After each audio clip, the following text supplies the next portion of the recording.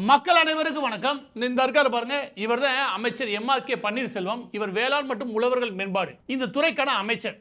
நேத்து கூப்பிட்டு தமிழகம் முழுவதும் ஆங்காங்கே மழை பெஞ்சு பெரிய லெவலில் நெல்கள் இருக்குல்ல, இந்த நெல் மூட்டைகள் சேதமடையுது அப்படின்னு கேள்வி கேட்டா என்ன சேதம் அடைஞ்சிருச்சு? முந்தைய அதிமுக ஆட்சியில செடி அளவுக்கு முளைக்கும், எங்க கொஞ்சமா முளைச்சிருக்கு. இதுதானே முளைச்சிருக்கு.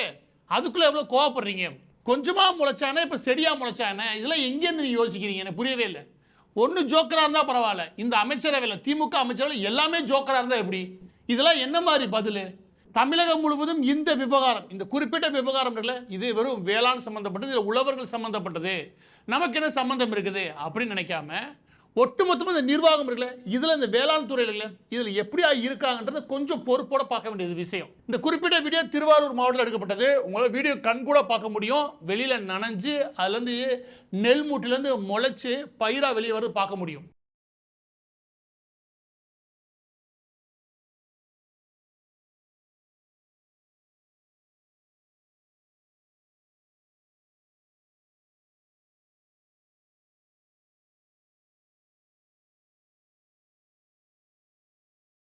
சரி, இந்த வீடியோ பார்த்தாச்சு. இதில் நம்ம என்ன தெரிஞ்சுக்க வேண்டியிருக்கு? வெறும் அமைச்சர் கேலி பண்ணால் மட்டும் போதுமா? கிண்டல் பண்ணால் மட்டும் போதுமா? அந்த ஆளுக்கு ஒன்றும் தெரியல. சரி, நம்ம என்னதான் புரிஞ்சுக்க வேண்டியிருக்கு அப்படின்னா, முதலாவது இது விவசாயம் சம்பந்தப்பட்ட நபர்களும் சேர்த்து கூடுதலாக ஒழுங்காக கவனிங்க. அது என்ன அப்படின்னா, தமிழகம் முழுவதும் சேமிப்பு கிடங்குகள் இருக்குது. இந்த சேமிப்பு கிடங்குகள் இருக்கு இல்லையா, இது ஒட்டுமொத்தமாக திமுக கவர்மெண்ட் வந்ததுக்கப்புறம் எப்படி செயல்படுன்றது முக்கியம். அதுக்கு முன்னாடி எப்படியான கட்டமைப்பில் இருந்துச்சுன்றது முக்கியம்.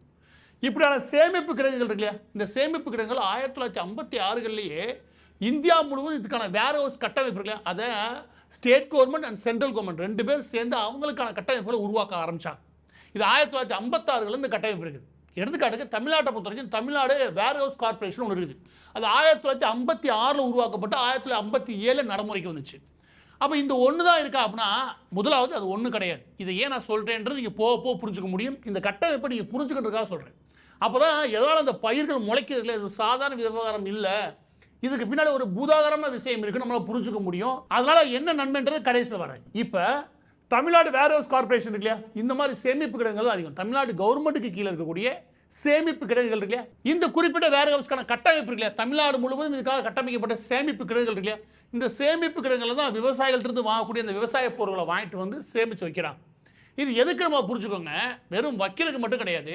சில நேரங்களில் ஒட்டு மொத்தமாக கொள்முதல் பண்ணணும்னு வச்சுக்கோங்க, விவசாயம் அதிகமாக வந்துருச்சு அப்படின்னு வச்சுக்கோங்க, அது என்ன ஆகும்னா அதுக்கான பொருளுக்கான நியாயமான விலை கிடைக்காது. அது ஒரு இடத்துல சரியாக பதப்படுத்த முடியும், சரியாக ஸ்டோரேஜ் பண்ண முடியும் அப்படின்னா, சேமிக்க முடியும் அப்படின்னா அதுக்கான நியாயமான விலை கிடைக்குது இல்லையா, அதை ஒரு 6-7 மாதங்கள் இல்லை 8-9 மாதங்கள் இதை எடுத்து ஆக நியாயமான விலையை விவசாயிகள் கொண்டு போய் சேர்க்க முடியும்.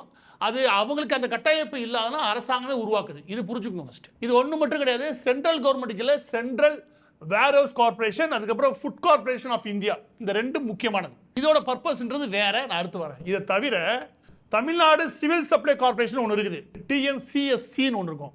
அதுக்கடுத்து அக்ரிகல்ச்சர் ப்ரொடியூசர்ஸ் கோஆபரேட்டிவ் மார்க்கெட்டிங் சொசைட்டின்னு ஒன்று இருக்குது. விவசாயம் சம்பந்த மேலாண் பொருட்களை உருவாக்கக்கூடிய நபர்களை வச்சு ஒரு கோஆபரேட்டிவ் சொசைட்டி உருவாக்கி அதுக்கு கீழே ஒரு வேர் ஹவுசஸ் இருக்கு. இது மாதிரி சுமார் முக்கியமான 4 பிரான்ச்சஸாக நம்மகிட்ட வேர் ஹவுசஸ் இருக்குது. இது எதுக்குயா? இது இப்போ நான் தெரிஞ்சுக்கிட்டு என்ன பண்ணுறேன், இதுக்கு அடுத்து என்ன விஷயம்னா, இந்த வேர் ஹவுசஸ் இருக்குல்ல, அதாவது இந்த சேமிப்பு கிடங்குகள், இந்த சேமிப்பு கிடங்குகளை கட்டுவதற்காக 2024 டிசம்பர் கரெக்டாக எனக்கு தெரிஞ்சு 2 வருஷத்துக்கு முன்னாடி அந்த அப்ரோச் போச்சு. கரெக்டாக 1 வருஷத்துக்கு முன்னாடி அவங்களுக்கு இந்த லோன் கிடைக்கிது. யார்? தமிழ்நாடு கவர்மெண்ட்டுக்கு. யார் லோன் கேட்டு போகிறா? தமிழ்நாடு கவர்மெண்ட். அது முக்கியமாக திமுக கவர்மெண்ட் போகுது. என்னன்னு சொல்லுது, எங்கள் ஊரில் வேர் ஹவுசஸ் இருக்குது, இந்த சேமிப்பு கிடங்குகள் இருக்கு இல்லையா, இந்த சேமிப்பு கிடங்குகளை கட்ட விரும்புகிறேன் அப்படின்னு. அப்படி கட்ட விரும்புகிறேன்னு சொல்லி சென்ட்ரல் கவர்மெண்ட்டை போகுது. அந்த சென்ட்ரல் கவர்மெண்ட்டில் national bank for agriculture and rural development, நபார்ட்னு சொல்லுவாங்க. நீங்கள் விவசாயம் சம்பந்தப்பட்ட துறையில் இருக்கக்கூடிய நபர்கள் எல்லா பேருக்கும் இந்த வங்கி தெரியும். இதுலேருந்து சுமார் 2000 கோடி, சுமார் 2636 கோடி, ஆனால் கேட்டது 2520 கோடி. அதோடு சேர்த்து கூடுதலாக மத்திய அரசு வழங்கியது, இதன் மூலமாக கொடுக்கப்பட்ட லோன் இருக்கு இல்லையா, அது 2636 கோடி. 2636 கோடி கொடுக்குறாங்க. எதுக்கு அப்படின்னா, இதை வாங்கி நீங்கள் தமிழ்நாடு முழுவதும் நீங்கள் இந்த சேமிப்பு கிடங்குகளை கட்டுங்க, சேமிப்பு கிடங்குகளை அடுத்த பருவத்துக்குள்ளே கட்டி முடிக்கிறதுக்கு திட்டமிடுங்க அப்படின்னு சொல்லி கொடுக்குறான்னு வச்சுக்கோங்க. இதே மாதிரி இவங்க வந்ததுமே ஒரு 2 வருஷத்தில் 2021-22 ஒரு லோன் கொடுத்தாங்க. இந்த குறிப்பிட்ட லோன் மூலமாக தமிழ்நாடு கவர்மெண்ட் என்ன பண்ணுறதா சொல்லியிருந்தாங்க அப்படின்னா 20 லட்சம் மெட்ரிக் டன் நாங்கள் கொள்முதல் பண்ணி சேமிப்பு வைக்க முடியும், அந்த அளவுக்கு ஒரு கட்டமைப்பை நாங்கள் உருவாக்குவோம். சரி, இப்போ என்னங்க இருக்குது அப்படின்னா 6 லட்சம் மெட்ரிக் டன் அளவுக்கு 6 லட்சம் மெட்ரிக் டன் அளவுக்கு வாங்கி வைக்கிற அளவுக்கு இருக்குது. ஆனால் அதுவும் கேவலமாக இருக்குன்னு வச்சுக்கோங்க. இப்போ புதிதாக கொடுக்கக்கூடிய அந்த லோனை வச்சு ஒட்டுமொத்தமாக தமிழ்நாட்டோட ஒட்டுமொத்த கட்டமைப்பு சேமிப்பு கிடங்குகள் வேர் ஹவுஸ்க்கான கட்டமைப்பை மாற்றுவேன் அப்படின்னு சொல்லி நிதியை வாங்கி அது எங்கடா டெண்டர் விட்டு எவ்வளோடா கொள்ளையடிக்கலாம் இதில் தெரியானுங்க. இதனால தான் ஒன்று கூட உருப்படியாக வந்து சேர்றேன்னு வச்சுக்கோங்க. இது மட்டும் கிடையாது, நான் திரும்ப சொல்கிறேன், இது வந்து நேரடியாக நபார்டு அந்த வங்கியிலேருந்து சென்ட்ரல் கவர்மெண்ட்லேருந்து லோனாக மட்டும் வாங்கின தொகை. இதை தவிர அக்ரிகல்ச்சருக்கான பட்ஜெட் ஒன்று போடுவாங்களா, ஆண்டுக்கான பட்ஜெட் மத்திய அரசு அந்த பட்ஜெட்டில் ஒதுக்கின சுமார் 17,000 கோடியிலையும் இவங்க வாங்கியிருக்காங்க. அந்த 17,000 கோடி தாண்டி விவசாய கட்டமைப்புகளை மேம்படுத்துறதுக்காக வேர்ல்டு பேங்க்லேருந்து IMF வரைக்கும் வழங்கக்கூடிய எல்லா விதமான லோனும் இந்தியாவுக்கு வருது. அதை ஸ்டேட்டில் பிரிச்சும் கொடுக்குறாங்க. அதனுடைய தொகை சுமார் 20,000 கோடிக்கு மேலே. இப்படியான தொகைகள் எல்லாத்தையும் வாங்கி வாயில் போட்ட திமுக கவர்மெண்ட்டு எதையாவது செஞ்சிருக்கியாடா அப்படின்னு நம்ம கேட்டோம்னா அதுக்கான விடை தான் இந்த நெல் முளைச்சு கிடைக்கல, கொஞ்சமாக முளைச்சு போச்சுன்னு அமைச்சர் சொல்கிறது. இந்த இடத்துல ஒரு சின்ன கூடுதல் விளக்கம் சொல்கிறீங்க. இந்த டைரக்ட் ப்ரொக்யூர்மெண்ட் சென்டருக்குள்ள, அதாவது நேரடியாக மக்கள்கிட்ட அதாவது விவசாயிகள்கிட்ட அந்த கொள்முதல் பண்ணுற நிலையங்கள் இருக்குல்ல, சும்மா 4,000 நிலையங்கள் இருக்குது. இதையும் நான் மேம்படுத்த போகிறேன், தனியாக ஒரு லோன் வாங்கியிருக்கேன். இது ஒரு பக்கத்து, அதாவது நம்மளை காட்டி நம்மளுடைய விவசாயிகளை காட்டி எவ்வளோ லோனை வாங்கி இவங்க வாயில் போட்டான்றது ஒரு கதை, சரியா? அதை வாங்கி ஒழுங்காக வேலை பார்த்தாங்கன்னா இல்லவே இல்லை. அதுக்கு நிதர்சனமாக எடுத்துக்காட்டி இப்போ ஒரு நிலைமைன்னு வச்சுக்கோங்க. அதுக்கடுத்து என்ன அப்படின்னா இது வந்தால் இது ஒரு டைம் நமக்கு இழப்புன்னு வச்சுக்கோங்க. அது ரெண்டாவது மிகப்பெரிய இழப்பு அப்படின்னா ரத்தம் நெஞ்சில் கீரை விட்ட மாதிரி வெளியே வரக்கூடிய விஷயம் என்ன தெரியுமா? அது இதுதான். அது என்ன அப்படின்னா இவங்க வெறும் கடன் மட்டும் வாங்குறது கிடையாது. கடனை வாங்கி இவங்க கொள்ளையடிக்கிற மூலம் என்ன ஆகுது அப்படின்னா இவங்க என்ன கணக்கு லாஸ்ட் வருஷம் கடைசி வருஷம் என்ன சொல்கிறாங்க அப்படின்னா சும்மா 40 லட்சம் மெட்ரிக் டன் அளவிற்கு நாங்கள் விவசாய பொருளை கொள்முதல் பண்ணுறோம். 47 லட்சம் மெட்ரிக் டன் வரைக்கும், 47 லட்சம். இது கூடுதல் இருக்க வாய்ப்பு இருக்கே, குறைய வாய்ப்பு இல்லை. இந்த மாதிரி விவசாயிகிட்ட வாங்குறோம், வாங்கிடுவாங்க.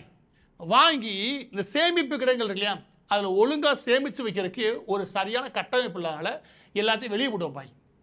ஒன்று இவங்க வாங்குறதே இல்லை, ஏன்னா ஓவராக வாங்குறதுனால இந்த நிலைமைக்கு வந்துடுவான்னு வச்சுக்கோங்க. ஒன்று இவங்க வாங்காதனால ஒரு பிரச்சனை வரும், இவங்க வாங்கி அதை சேமிப்பு இடங்களை ஒழுங்காக வைக்காதனால அது வெளியில் கடந்து அதுவும் நாசமாக போகும். இதில் நாம் புரிஞ்சுக்க வேண்டியது என்ன அப்படின்னா வெறும் நாசமாக போகுது அப்படின்றது மட்டும் கிடையாது.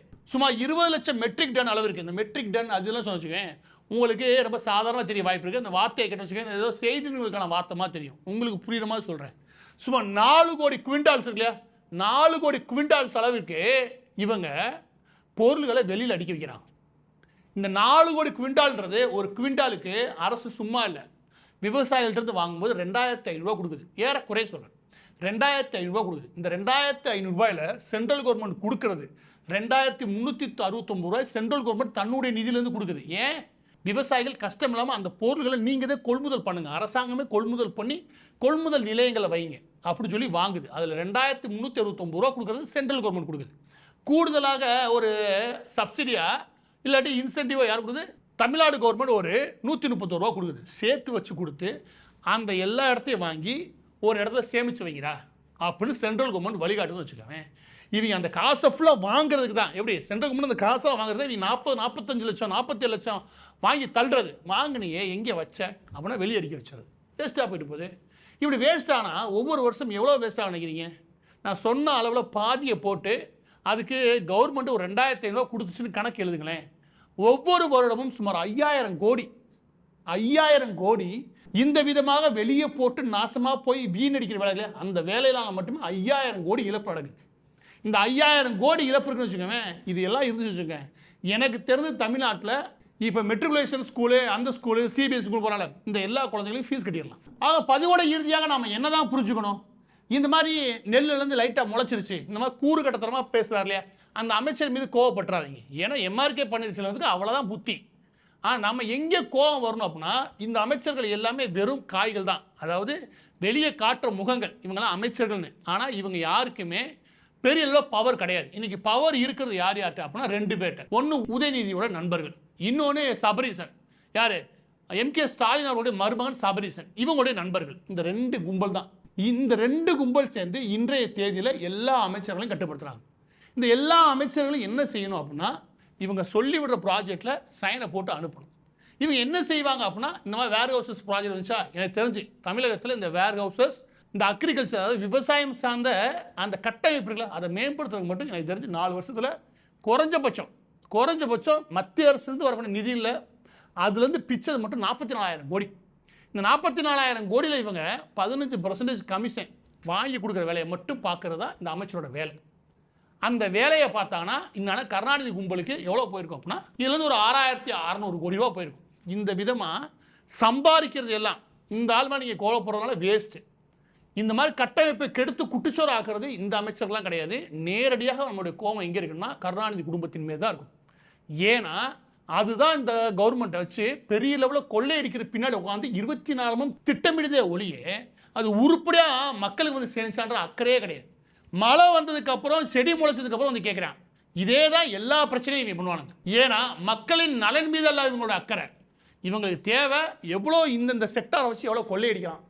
வேர் ஹவுஸ் கட்டலாமா, அதில் எவ்வளோ கொள்ளையடிக்கலாம், அதில் எவ்வளோ கடை வாங்கலாம், எவ்வளோ கொள்ளையடிக்கலாம். இந்த புத்தியோடையே 4 வருஷம் ஓட்டியிருக்கானுங்க.